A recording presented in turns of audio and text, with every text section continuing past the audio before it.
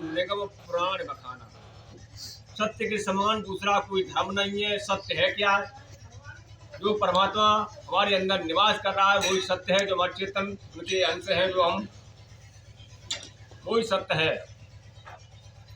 उमा से शंकर जी ने कहा कि उमा सुनो मैं अनुभव अपना, सत्य हरि भजन जगत सब सपना।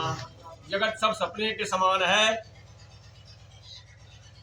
जगत जो है ये जितना दिखाई दे रहा है सब भवसागर, ये सब सपना है। कि जीवों की यहाँ अवस्था है, घोर मोह की रातें हैं। इन रातों में जो होती है सब सपने की बातें हैं। कि हम जागते हुए भी सो रहे हैं कि अपने को भूले हुए, इसलिए कम माया मोह के बंधन में पड़ गए यहाँ करके पूरे जगत में फंसे हुए हैं। और जग से अलग कैसे हो? गुरु के शरण में जाएं, संतों के शरण में जाएं, उनसे विद्या लें, उस पर अमल करें।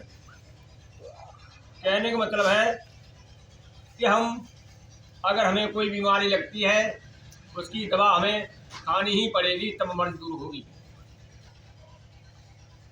ये ज्ञान अभ्यास है और ज्ञान बकवास। पानी पानी कहते रहो बुझे ना दिल की प्यास।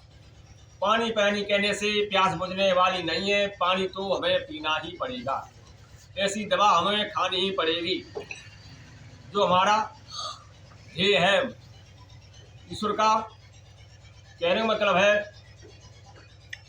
कि नाम के बिना कुछ नाम नहीं होता और नाम से ही दुनिया का काम नहीं होता। हमें अगर जरूरत डॉक्टर की है और डॉक्टर का नाम जपने से कल्याण नहीं होगा, हमें डॉक्टर के पास जाना पड़ेगा, दवा दिखानी पड़ेगी, दवा लेके दवा खानी पड़ेगी। कि नाम से कोई नाम नहीं होता, नाम से ही दुनिया का हर काम नहीं होता।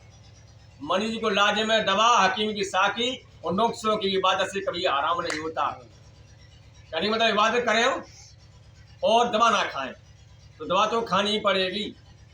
मीठा मीठा कहने से मुँह मीठा होने वाला नहीं है। मीठा तो जब चाखेंगे तभी तो मालूम पड़ेगा मीठा। तो परमात्मा की भक्ति है कि गुरु माध्यम से। और गुरु भी कैसे होने चाहिए? गुरु गुरु में भेद है ऐसा कि गुरु करो छान के और पानी पियो जान के। तो जानता बूझा नहीं बूझ क्या नहीं कौन, अंधे को अंधा मिला राह बताने कौन। एक ही जैसे दोनों मिल जाएंगे तो फिर राह बताने वाला कौन मिलेगा? ऐसा गुरु हमें होना चाहिए। हमारे महापुरुषों ने परमात्मा का ध्यान किया और कराया। उनका नाम आज भी अमर चल रहा है। मीराबाई का नाम अमर है, पहला भक्त का नाम अमर है, ध्रुव जी का नाम अमर है, जिन्होंने परमात्मा को अपने अंदर ही जाना। क्योंकि हम खुद परमात्मा के अंश हैं। ये चलने का विषय है, अपने अंदर चलने का विषय है। तो जो धावे सो पावे, तो अपने अंदर चलने का विषय है।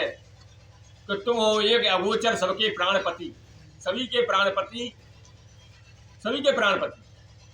तो प्राण हमारा जो है बटा हुआ है और प्राण ही एक होना है। जो हमारे शरीर में पूरी शक्ति विराजमान है, एड़ से लेकर के चोटी तक विराजमान है, वो शक्ति को इकट्ठी करनी है गुरु माध्यम से। जब शक्ति इकट्ठी होगी, एक बूंद सागर मिल गई कहा करें महाराज। भोए के नीचे जो दिखाई दे रहा है ये आत्म भवसागर है। आत्म भवसागर से जब हम पार हुए तो भौतिक जगत जो दिखाई दे रहा है ये संसार जो भवसागर है, इससे भी पार होंगे जब आत्म कल्याण से जब आगे की रास्ता पकड़ेंगे, चलेंगे जब। तो ये हमारा ध्येय है। और हम तो ये कहेंगे आप जितना हो सके गुरु के माध्यम से विद्या जाने। ये जन्म जो बहुत ही कीमती है। बड़े भाग्य मानव तन पावा, सूर्य जलम संत ग्रंथ गावा। हमारे तुलसीदास बाबा ने कहा है बहुत भाग्य से ये शरीर मिला है। ये फल अपनी अपनी जगह पे सब है। तीर्थों का फल अलग है, नाम जपने का फल अलग है। हमारा जो तो मानव धर्म का जो ध्येय है वो हमारा लक्ष्य ये धीरे धीरे हम कहने मतलब ओलम पढ़ाई बात जाती है शुरुआत पाठशाला में बौद्ध जगत में, तो ओलम ही है। हम 10 क्लास तक पढ़ते रहे तो आगे की विद्या हम कैसे जानेंगे? तो हमें आगे की विद्या और जाननी है जैसे महापुरुषों ने हमारी जानी।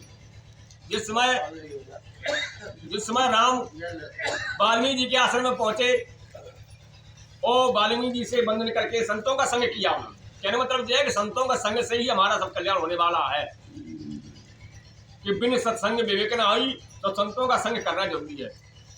तो उन्होंने वाल्मीकि जी ने कहा, हे राम, तुम्हारा स्वरूप वो तुम्हारा स्वरूप बुद्धि परे वाणी अगोचर, बुद्धि से परे है, वाणी से अगोचर है। वाणी से कहने का विषय नहीं है। कहने तो मतलब हम रात पर कथा सी बात करें, उसका कल्याण हमारा होने वाला नहीं है। और जब फेंकन तुम देखन हारे, विधि हरि सम चावन हारे, उस परमात्मा स्वरूप अखंड मंडलाकार परमात्मा ने, जो ब्रह्मा विष्णु महेश हैं, हर ब्रह्मांड के हर विष्णु, हर ब्रह्मा, हर शंकर अलग अलग हैं, अनेकों ब्रह्मांड है भौतिक जगत में। तो कहने मतलब है परमात्मा एक है, ईश्वर एक है। उसे महान पुरुषों ने, सभी महान पुरुषों ने जाना। वही हमारा लक्ष्य है जानने का। शरीर में हम जब उस परमात्मा का जब ध्यान हमें बताया जाएगा गुरु माध्यम से, और हम उस पर चलेंगे, चलने का विषय है, जब चलेंगे तब हम निश्चित ही एक न एक दिन वो पहुंच जाएंगे। और उस अथाह सागर जो ज्ञान की, जो परमात्मा की सीमा है, उसमें हम प्रवेश करेंगे। तो हमारा जो अंश है उस परमात्मा स्वरूप में ही लीन हो जाएगा। ये हमारा लक्ष्य है। जो अनंत जन्मों से हम भटके चला आ रहे हैं, कर्मों का पटोरा लेकर के हम 84 लाख योनियों में भटके चले आ रहे हैं। यानी कितने बार कीट पतंगे, पशु पक्षी, मानव योनि, 84 लाख योनियों के भोगने के बाद मानव की योनि मिली है। ये सर्वश्रेष्ठ योनि है। इसको पहचाने कि थोड़े समय के लिए किराए का मकान मिला हुआ, फिर हमें अधोगति, फिर हमारी होनी है। ये मनुष्य का जन्म बार बार मिलने वाला नहीं, क्योंकि इस जन्म को देवता भी तरसते हैं। ये मनुष्य अनमोल चोला है, तरसते देवता भी इस योनि को तरसते हैं। तो हम तो यही सभी से निवेदन करते हैं, गुरु माध्यम से विद्या जाने और अपने चले। बोलिए सद्गुरुदेव भगवान की जय।